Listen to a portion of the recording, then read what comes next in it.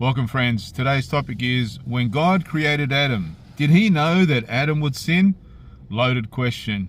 Good question though, right? Because a lot of people think that Jehovah is the Father and the Father is Jehovah. But for that to even be a good question, we got to ask first, is Adam and Eve, were they merely fictional people? A lot of people say they are.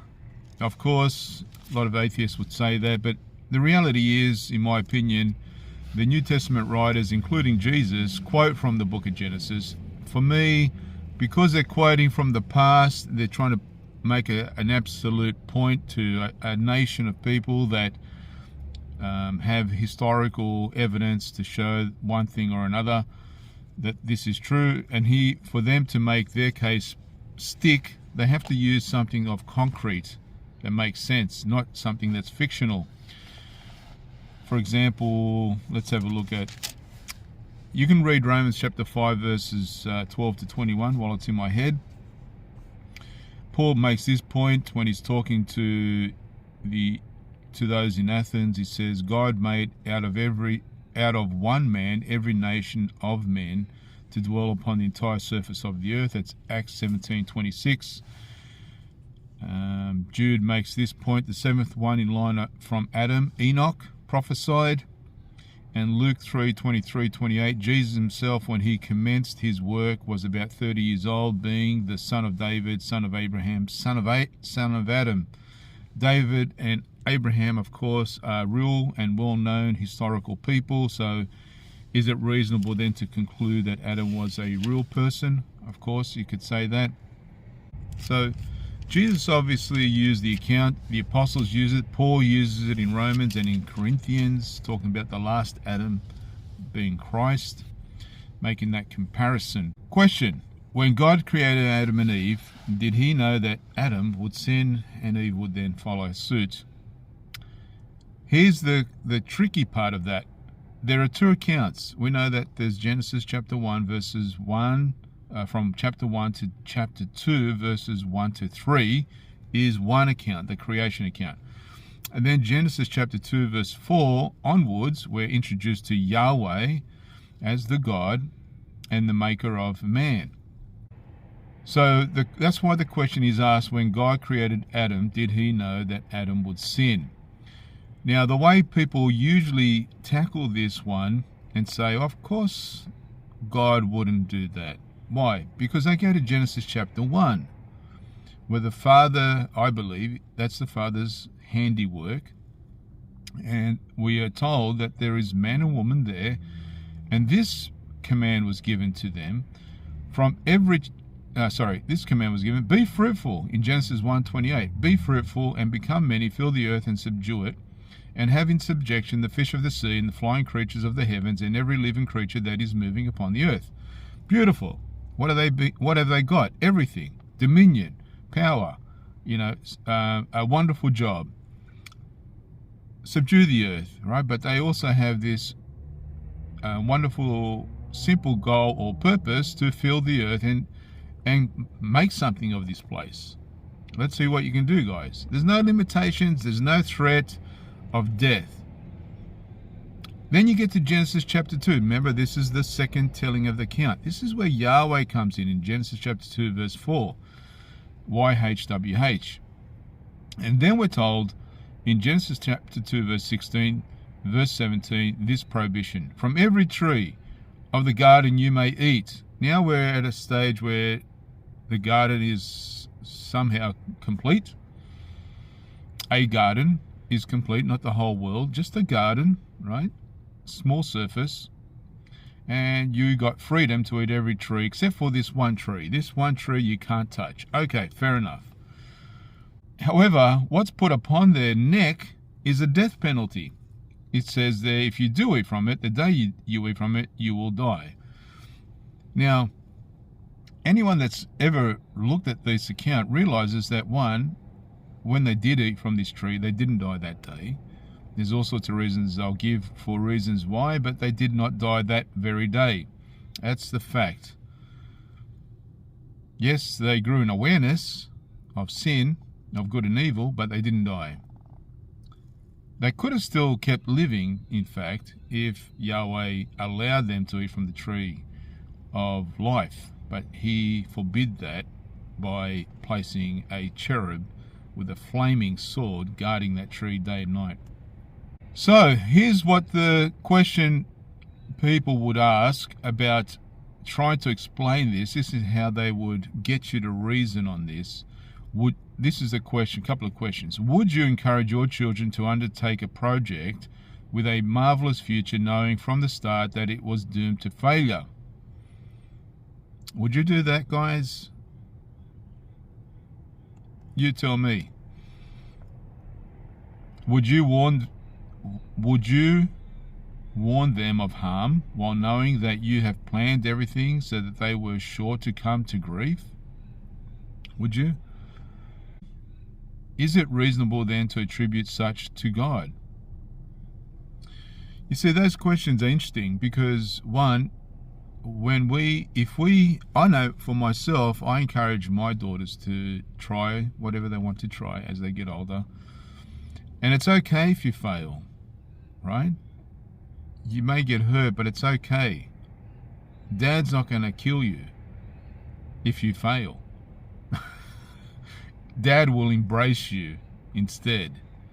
That's how I see it as a human. But Yahweh, right, he says, I'm going to kill you. You see, I mean, what sort of an encouragement's that? Oh, if you eat from this, if you do this job and it fails, listen, guys, you disobey me in one area, you can do anything you want. But if you take from here, I'm going to kill you. Makes no sense. Because if God is love, they're saying that Yahweh is the Father. If Father is love, why on earth would he put a death sentence on something that he would later then have to pay back with the blood of his own son, right? I'm just trying to think of that. Pay back later to something that he set up in the first place. Why would that in itself makes no logical, loving sense to me. I'm going to put a prohibition, and if my child touches that, they're going to die. Then I'm going to get my firstborn to pay for my secondborn children on planet Earth for their stupidity or their lack of obedience or faith or trust, that I've placed. Oh my gosh, why did I put this death sentence on there? That's what the first thing I would have put. And then the second is, now I've got to ask, Junior, who I love, my firstborn, Junior, can you go and rescue humanity now? Because the first kids that I created on earth, they stuffed up. So I need you, my son, my number one son. We're such a loving family. Let's support these people that don't care about us, that don't love us. They're our enemies. We know. Sorry, It makes no sense, guys. It's not reasonable.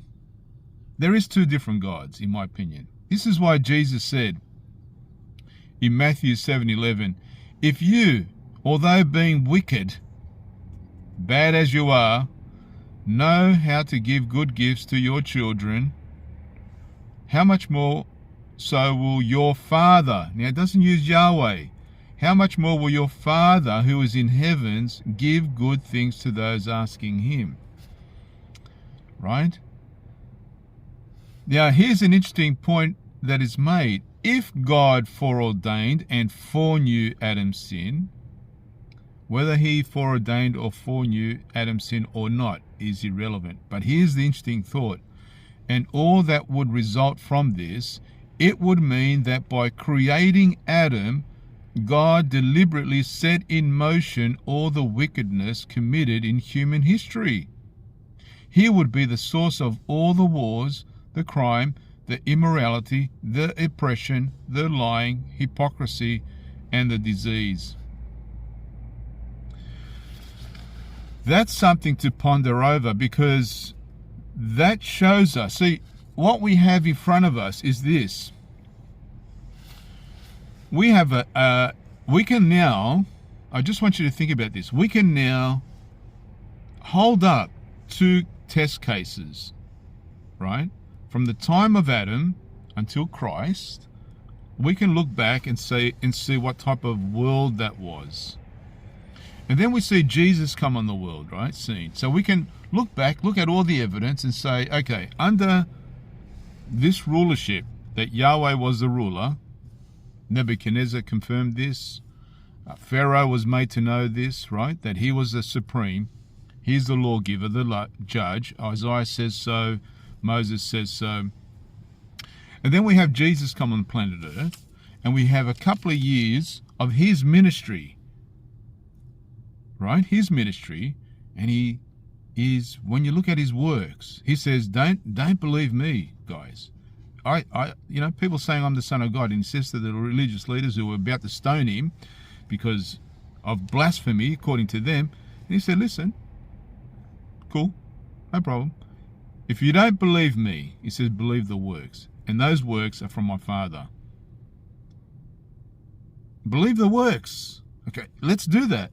So when we compare his life to the nation of Israel and the way Yahweh has conducted rulership, what do you see? How many people did Jesus kill? He could have. He had the woman there who caught in adultery. I mean, he was under the law. He doesn't. The woman that touched him, right? She was a leper, bleeding. She should not be nowhere near Jesus to touch him, according to the law. She should have been away. Many other accounts we could say. Jesus healing, helping on the Sabbath, feeding on the Sabbath, whatever. Okay. And he was highlighting who the Father was. He was showing the Father, who was not Yahweh, in my opinion. The Father, he separated. He was, it was such a contrast that people were astounded at him, not only at his way of teaching, but also the way he was living his life. And his life was more of a showcase to show who the Father is. This is my thoughts, friends. So when God created Adam, did he know that Adam would sin? Well, it already depends who you're talking to. If you're talking about Yahweh, I would say, yeah, Yahweh was hedging his bets. Oh, let's see, right? It's like with Job, same thing, the account of Job. But when the Father, in Genesis chapter 1, there was no such prohibition. There was no such limitation. He wasn't like place these conditions, whereas Yahweh's got fuller conditions. The Father hasn't got any conditions. And this is why, friends, when you think about your salvation, so you know the Father will never leave you. Romans 8:38 to 39. Nothing will separate you from his love. Nothing, not even you, not even if you sin, that won't separate you. He will never forsake you, never leave you. Now, isn't that the opposite to Yahweh, who forsook them and didn't forgive them for their errors? Thanks for listening.